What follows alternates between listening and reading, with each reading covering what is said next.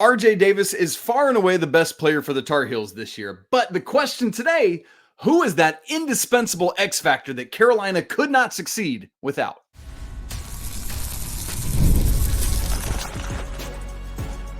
You are Locked On Tar Heels, your daily podcast on the UNC Tar Heels. Part of the Locked On Podcast Network, your team every day. Hey there, what's up? It's Tuesday, August 27th, 2024. Welcome into the Locked On Tar Heels podcast, the only daily North Carolina show out there. I'm your host, Isaac Schade, joined today by our good buddy, Coach Bill Robinson, the head coach of the Milligan University Buffaloes, who is starting school today, Tuesday. Coach, I hope it's a great season for you guys. I know we got some really talented dudes coming in, and we can't wait to keep tabs on it. And by the way, Coach who joins us is a 2-decade veteran of the Carolina basketball school. More words about that coming up in just a second. And you're joining us, folks, at the place to get your Tar Heels content every single day, part of the Locked On Podcast Network.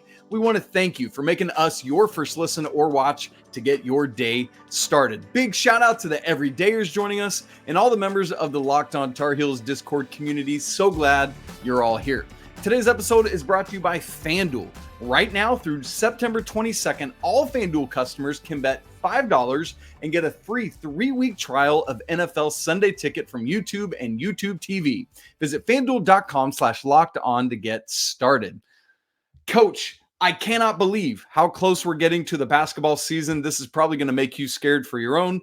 The Division I season starts 10 weeks from yesterday. That is crazy to me. But right now, this week is the first football game. And that, by the way, folks, is why Coach Rob is on today on Tuesday rather than Thursday. The Tar Heels play Thursday night. So Thursday's show will be our game preview for that one. And Coach very graciously and willingly agreed to join me to record early in the week. Coach, I need to apologize to all the Drakes of the world. On yesterday's show, I was talking about Drake May's performance for the Patriots on Sunday night. And of course, what did I do? I called him Drake Powell. That's inevitably going to happen all the time now. Literally, I had just been thinking, I need to not just say Drake anymore. I need to specify which one I mean. And of course, that very show, I messed it up. So anyway, apologies to Coach Davis for putting his stud freshman on the Patriots already. Now, Coach, the other thing, I mentioned you being a 2-decade veteran of the Carolina basketball school, the summer basketball camp. Folks, here it is. I hold it in my hands. Coach Rob's book, Carolina Basketball School, History, Stories, and Drills. I've got my copy. You can see it if you're watching on YouTube. Coach has his copy sitting there with him. Make sure that you go get it and support our guy in his first ever book. He's already got people clamoring for volume 2. He told me before we started recording. Everybody's like, what about this story? What about that story? And Coach said, I'll have none of it. I'm dead dog tired after 6 years of doing this. In all seriousness, Coach, big congrats to you, brother. So happy for you.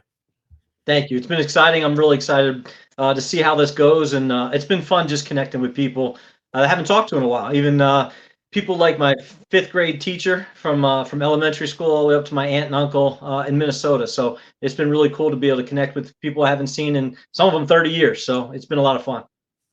I absolutely love it. Seriously, so very proud of you and happy for you. All right, guys, it's Tuesday, and that means we also have Tuesday trivia. We're going to be talking rebounding today in segment 2. So here's the trivia question. What is the most rebounds Carolina has ever had in a single game? So go ahead and be thinking about that. We're going to answer that question at the end of the show. I'm going to make Coach Rob give his answer, both the year and the number. So Coach Rob, be thinking, and we'll ask you later. Okay, here we go. The fun conversation for today right out of the gate. This actually comes from a mailbag question from Zayden High Intensity is the username on Discord. And here we go. I love the before and after their little Jeopardy. Zayden High Intensity. Boom. Who says, I would like to know who is your X Factor player this year and break down why you chose player X and what they bring that can make this team that much more dangerous. That's a great question. I always love the X Factor conversation. Coach, why don't you go first and give us your X Factor for this team? All right. For me, an X Factor has to be somebody that we're not necessarily planning on them being a contributor a starter. So I picked somebody who's not in what we project to be a starting lineup. So for me, it's Drake Powell, not Drake May, but Drake Powell. And touche, coach, touche. We had that conversation back in the summer about who I was most impressed with that very first day of watching the guys in the summer, and it was Drake Powell. He was just all over the place. He scored, he defended, he rebounded, he handled, he did everything that day. To me, that's the X factor. He may have a game where he has 20. He may have a game where he has a double-double without points. I think I could see where he could have an 8-point, 10 rebound, 10 assist type game. He just does all those little things. And to me, an X factor has to be able to be versatile. It's got to be somebody who can play multiple positions. He's got to be able to impact the game without necessarily having to score the basketball. And what's neat about him to me, first off, I love that call. I think that's brilliant. I love your definition of how you're looking at who can even be an X factor. Coach, let me dig a little deeper on that. You know, a lot of times one of the things I think about with an X factor player is what is that singular X factor skill? And the nice thing about Drake is, as you just said, he's so diverse in his skill set. There's so many things that he can do so well to impact the game. If you had to drill down on one thing, what would it be for you?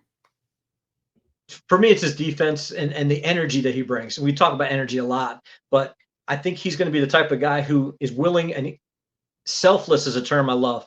Maybe that's the best term for him. I think he just wants to win so much that you tell him, go guard this guy, don't let him touch it. He'll do that. Hey, we need to get 10 rebounds. He'll go do that. Hey, we need you to run the point. He'll go do that. I just think he's that type of guy that he just wants to win basketball games, whatever it takes. He doesn't care as long as they're winning, and he's willing to do absolutely anything, regardless of what it means to him personally.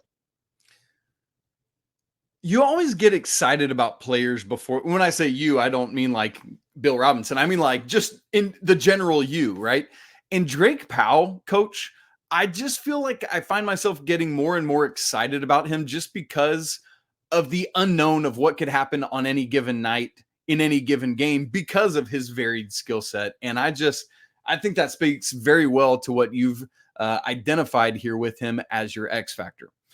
Coach, I didn't have your same parameters, so I actually did pick one of the starters, and to me it's Elliot Cadeau. But here's why I picked him as my X factor. Because Elliot, to me, the way I phrased it in my head is he is the straw that stirs the Carolina drink this year, right? Like I kind of choose him like almost interchangeably with calling him the most indispensable player as an X factor in a similar way to Kendall Marshall. I mean, you saw how that 2012 team fell apart after Kendall broke his wrist. And it just was not the same entity. Of course, a lot of that is that then you had to go to Stillman White as your starting point guard against Ohio. So there's that factor as well. Was that because Dexter Strickland was out, right? That's why with his ACL. So anyway, that's a whole thing. But Coach, part of it with Elliot, I asked you about X factor skill. So I think to me, he's the X factor because Carolina is going to go as Elliot goes in terms of leading the playmaking, those kind of things. But if there's a specific X factor for me, it is his shooting. It's got to be there. And I know that, look, this is probably going to be the most talked about single skill set on the Tar Heels this year is Elliot Cadeau really and truly ready and able to shoot the ball well this year? Because if not, we're going to see some of the issues and struggles we did last year. Coach, as I was doing my off-season record bookkeeping, and I'm going to go back and make sure I express this right as you respond to what I'm about to say.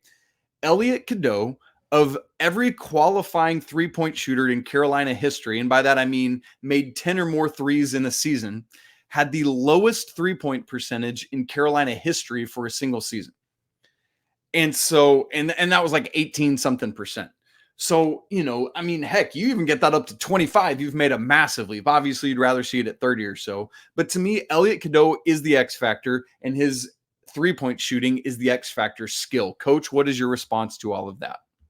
No, I definitely see that number going way up from 18%. Obviously, he's put the work in. To me, is again, we've talked about the sun. It's mental last year. The more he missed, the more it just, that weight on his shoulders just got heavier and heavier.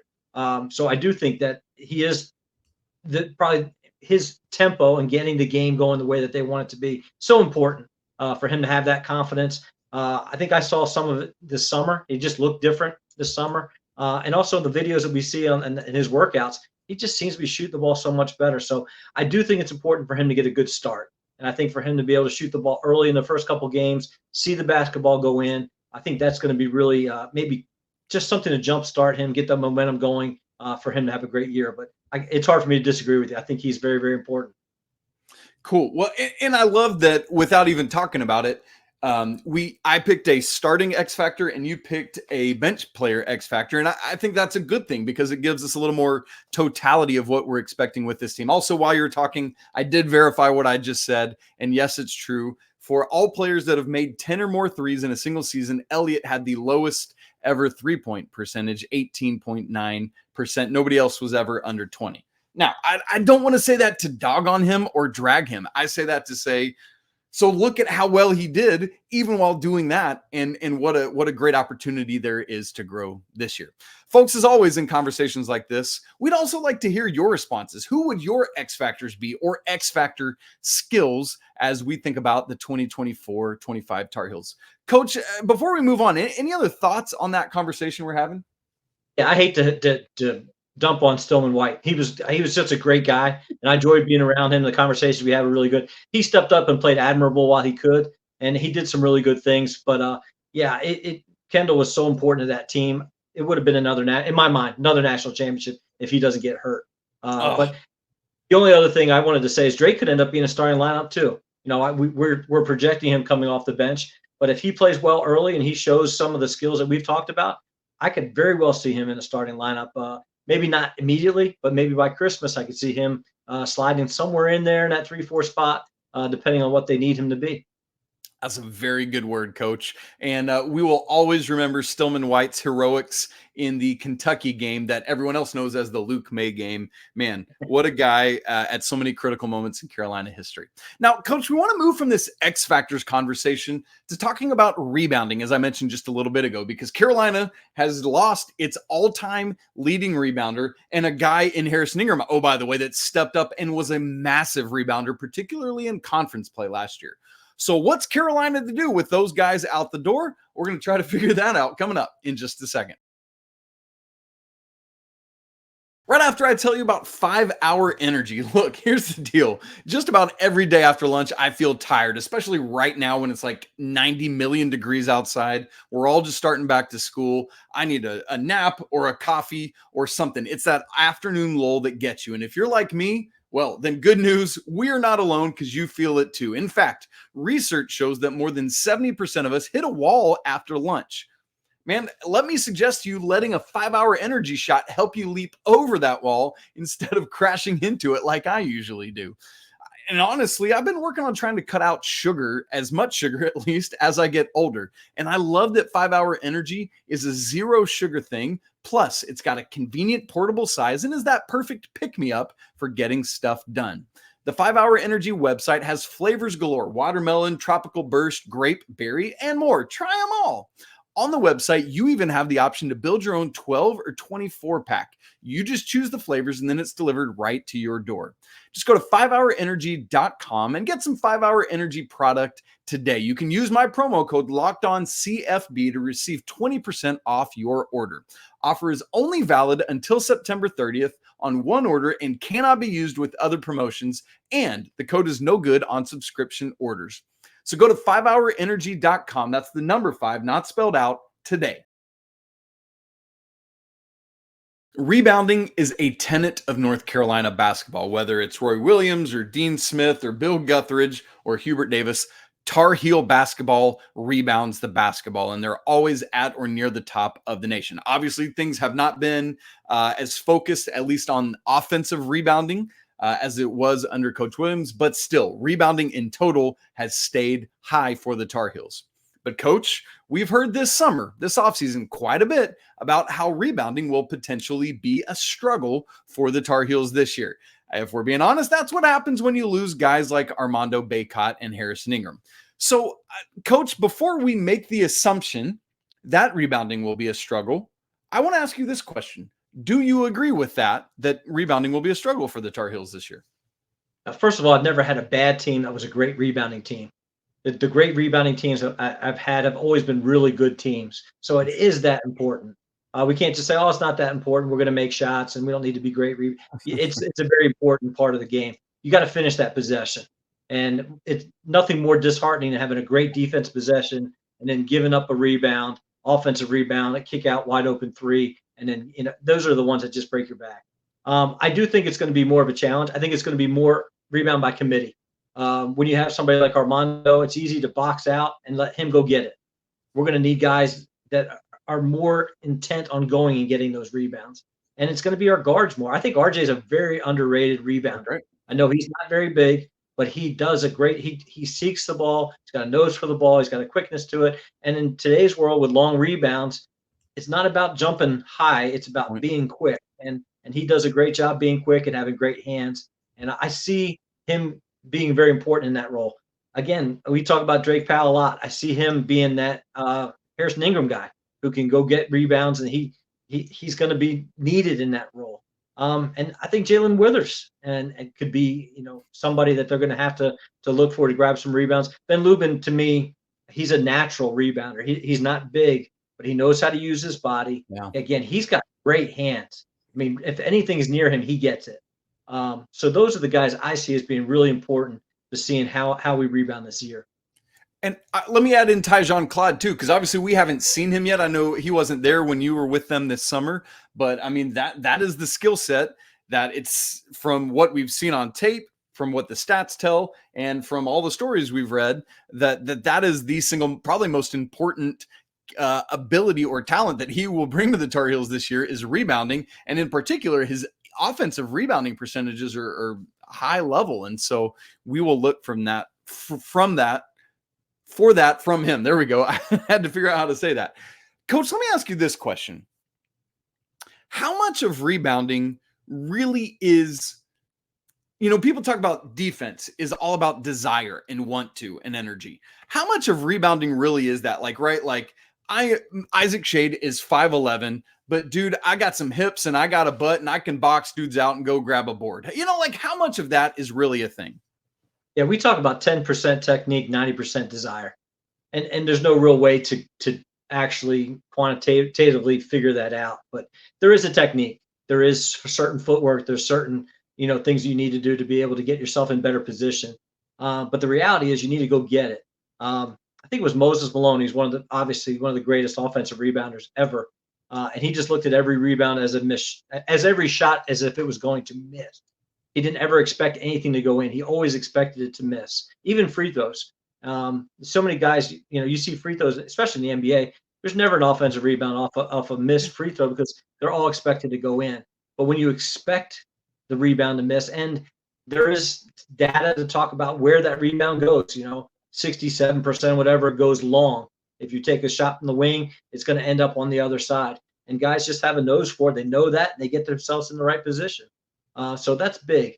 One of the things Joe Holiday and I used to talk about when he was coaching for Coach Williams, when they were really great offensive rebounders, they had rules about how many passes they could have in a possession because they wanted to get the ball up on the rim as quickly as possible, especially against Syracuse, where you had the zone, and the longer you passed it around, it seemed like there was less and less room to be able to get anything. So they just had a rule. 3 passes, you had to shoot on the third pass because they knew they had a better chance of getting the rebound after 3 passes than after 10 passes.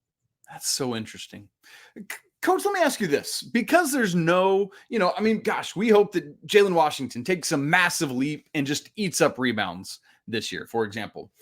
But let's assume that it is a weakness for the Tar Heels.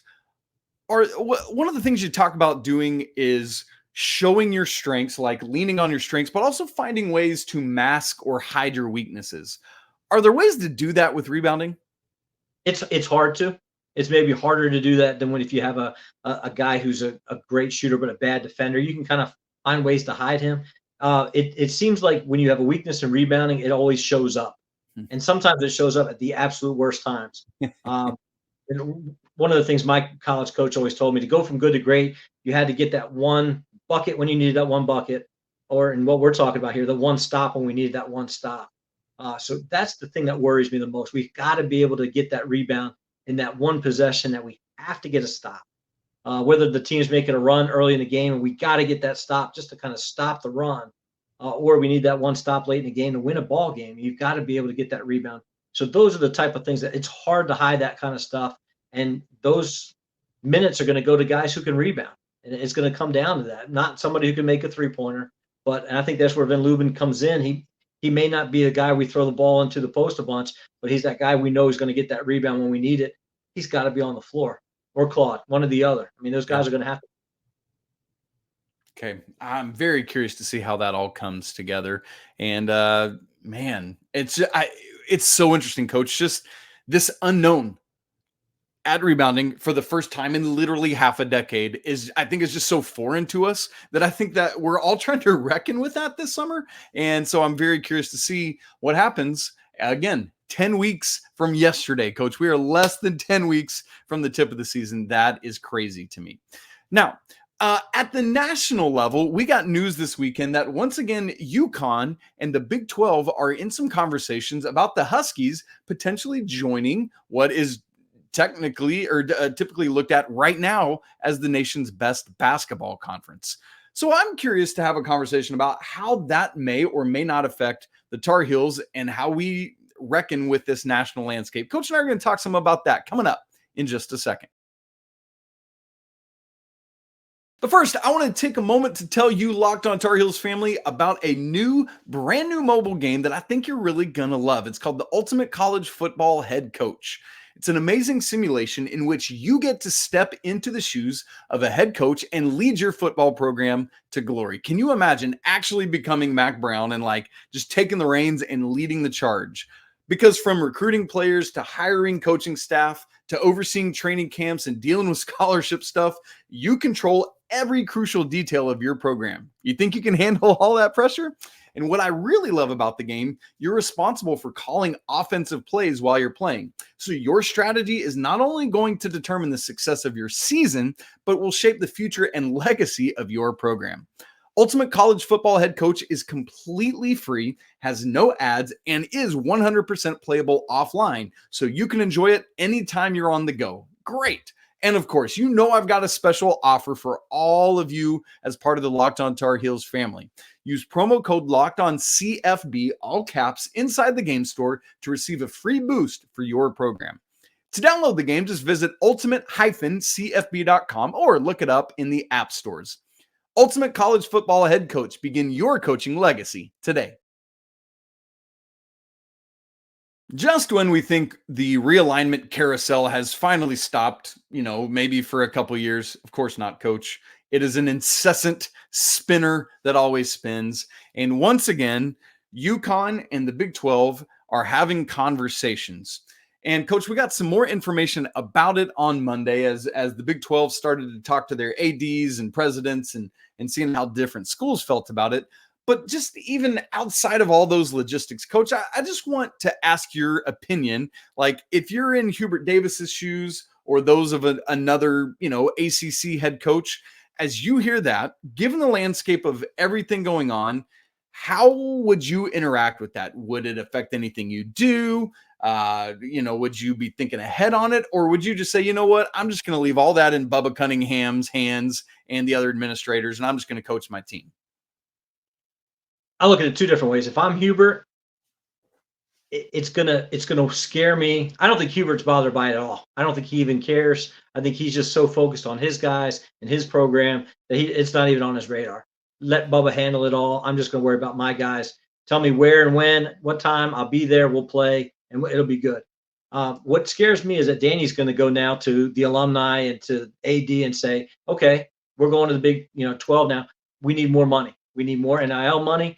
And not that they need to get any better than they've been, but he's going to say, well, this gives me the opportunity. If you want me to go play that schedule, we need to ramp up our money. We've got to make sure our guys are traveling better, that our guys are eating better, that we have better staffing, better training staff, whatever. But it's kind of scary if you think about him getting more money, more NIL money, more ability to now recruit, maybe even more nationally, because they're going to get that exposure on ESPN that they maybe haven't gotten, or wherever nationally TV.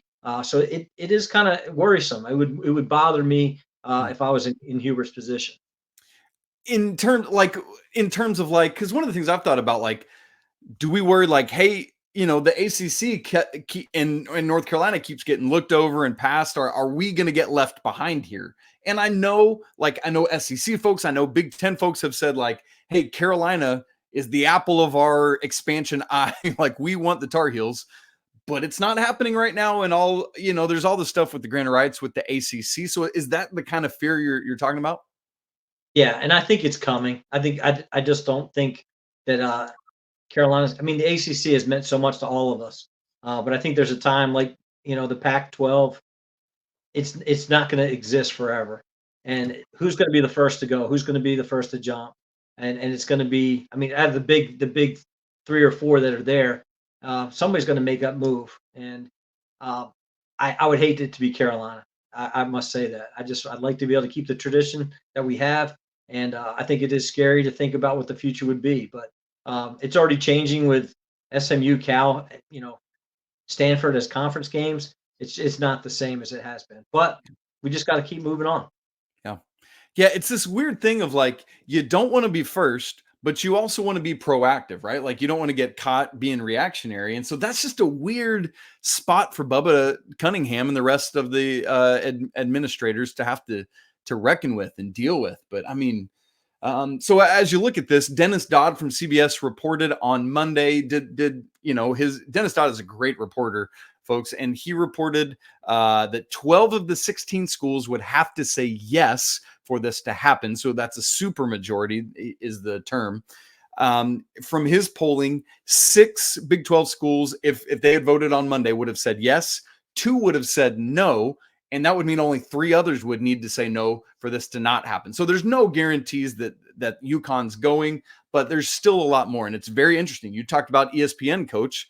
As of right now, it sounds like Fox is out on this idea because they just recently renegotiated everything, and that kind of cheapens their deal. ESPN sounds like they're into it. Why? Because they don't have the Big East as an entity right now. And ESPN would love to have the reigning back-to-back national champions on their airwaves. So just, Coach, this whole landscape, very interesting. Obviously, we're going to need to keep our eyes on it as we go through it. All right, enough UConn talk. This is Tar Heel country, and we might have to beat up on those Huskies in Maui this year. So let's get to our Trivia Tuesday answer.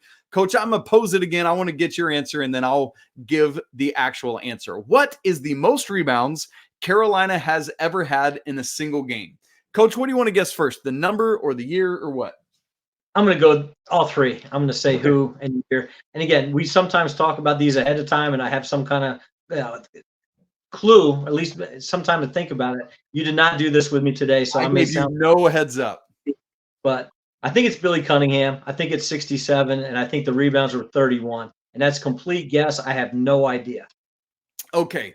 I need to be more specific because I did not mean as an individual. I meant as a team. I apologize. So Carolina as a team, what is the most rebounds they've ever had? And I think you're right about the Kangaroo Kid, by the way. Keep going. Well, he was coaching in Philly when I was a kid, so he was more – I knew him better as a coach than I did as a player. You're talking about total season rebounds? One game. One game, most total rebounds, offensive, defensive for Carolina. I want to say it was 58 in 2009. The answer, Coach, is 78. Carolina had 78 rebounds against Furman on December 4th of 1956.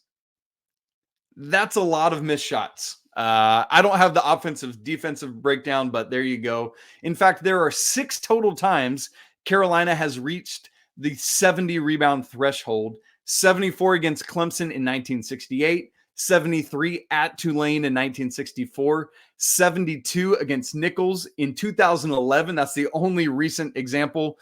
72 against Clemson in the 1954, and then 70 against Maryland in 1968. How about that, Coach? It's amazing to me that they had that many shots when the pace of the game was different back then, too.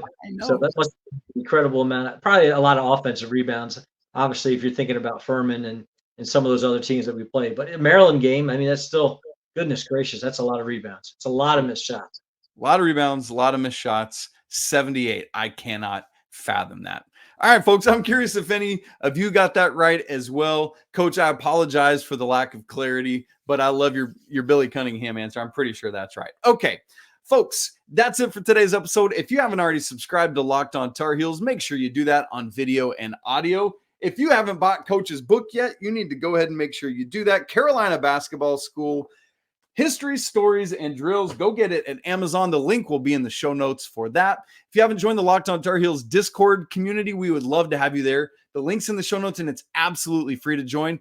Also, there is a brand new Locked On Tar Heels Insider program. That's where you can sign up to text with me directly, and you have free access to all of my stats and data and charts, and you know I have a ton of them available to you. The link for that is also in the show notes. If you're one of the first 23 to sign up, you get it free for 4 months. After that, it's just $5 to help support the program. It's like buying me a coffee once a month that you and I can hang out and chat. So come on, and it'll be a great way to be part of the Locked On Tar Heels family.